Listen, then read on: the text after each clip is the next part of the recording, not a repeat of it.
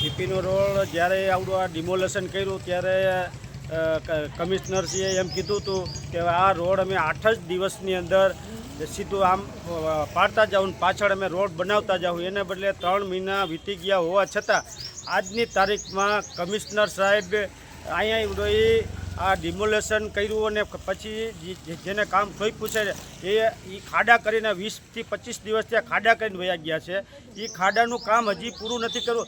એટલે એમાંય ચોમાસું 15 જૂને ચોમાસું બેસી જાય. જો 15 જૂને ચોમાસું બેસી જાય તો આની પરિસ્થિતિ, આ રોડને હજી કાંઈ થયું નથી તો આવડા આ કમિશનરશ્રીએ જે ગમે ત્યારે કહેતા હોય છે કે મોન્સૂનની જ્યારે કામગીરી હોય ત્યારે અમે એવડે એને કામ કરીએ છીએ, પણ મને તો એવું લાગે છે કે આ કમિશનરશ્રીએ બણગા ફૂંકતા હોય ને એવું મારા મતે જણાય છે.